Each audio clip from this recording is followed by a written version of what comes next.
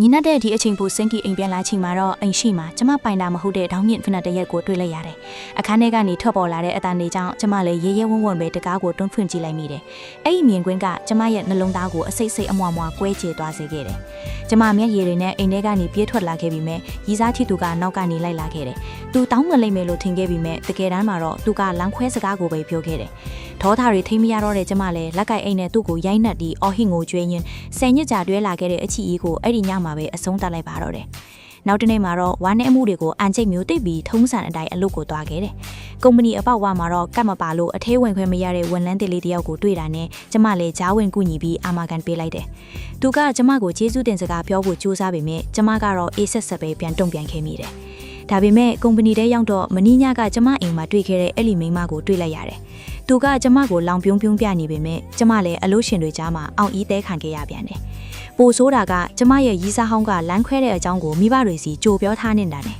ဒေါသကိုထိမရတော့တဲ့ကျမဟာရီးစားဟောင်းရဲ့အလုခန်းထဲထိသွားပြီးလူပုံအလဲမှာသူ့ဘာကိုဖြန်းခနဲ့နေအောင်ရိုက်ချလိုက်တယ်။သူ့ရဲ့ဂုံတိတ်ခါကိုမင်းငဲ့ကွာနေတဲ့သူ့ကိုလူတိုင်းရှေ့မှာပဲသူ့ရဲ့ဖောက်ပြန်မှုတွေကိုဖွင့်ချလိုက်ပြီးအလုကနေပါထုတ်ပေဖို့ကျမတောင်းဆိုခဲ့တယ်။အိမ်ပြန်လမ်းမှာတော့ဝမ်းနဲ့နေတဲ့ကျမစီကိုမနက်ကကူညီခဲ့တဲ့ဝန်တန်းတလေးရောက်လာပြီးစိတ်အပန်းဖြေဖို့ဖိတ်ခေါ်ခဲ့တယ်။စားတောက်ဆိုင်တစ်ခုမှာကျမရဲ့ခံစားချက်တွေကိုယင်ဖွင့်ရင်သူနဲ့အတူညီနဲ့အထီရှိနေခဲ့မိတယ်။ဒါပေမဲ့နောက်တစ်နေ့မနက်နိုးလာချိန်မှာတော့အဲ့ဒီလူဟာကျမရဲ့ဘေးနားမှာအတူရှိနေတာကိုတွေ့လိုက်ရပြီးကျမလည်းအံ့အားသွားရပါတော့တယ်။